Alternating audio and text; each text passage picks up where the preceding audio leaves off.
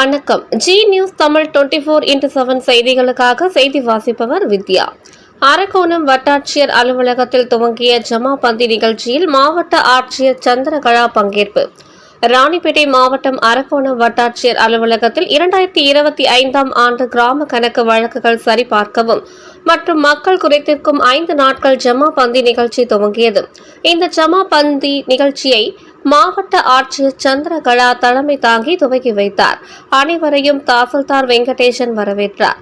ஜமாபந்தில் புளியமங்கலம் ஊராட்சி மன்ற தலைவர் இளையராஜா பல்வேறு கோரிக்கை மனுக்களை மாவட்ட ஆட்சியரிடம் வழங்கினார். அதில் ஸ்ரீராம் நகர மக்களுக்கான 30,000 லிட்டர் தண்ணீர் டேங்க் பழுதடைந்து போனதால் பொதுமக்களுக்கு புதிய குடிநீர் டேங்க் அமைத்து தரும்படி கோரிக்கை மனு வழங்கினார்.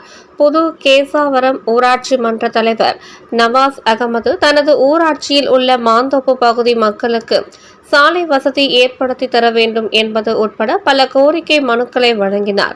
அம்மனூர் ஊராட்சி கண்ணன் நகரில் சாலை ஆக்கிரமிப்பால் பல ஆண்டாக பாதிக்கப்பட்டு வருவதால் அந்த ஆக்கிரமிப்பை அகற்றி சாலை அமைத்து தர வேண்டும் என கண்ணன் நகர் குடியிருப்பு சங்க செயலாளர் மணியரசு நிர்வாகிகளுடன் வந்து மனு வழங்கினார். மேலும் பல்வேறு தரப்பு மக்கள் தங்களுக்கு வீட்டுமனை பட்டா உள்ளிட்டவைகளை வழங்க வேண்டும் என மனு அளித்தனர். இந்நிகழ்ச்சியில் வருவாய்த்துறை அலுவலர்கள் உள்ளிட்ட பல்வேறு துறை அதிகாரிகள் கலந்து கொண்டனர்.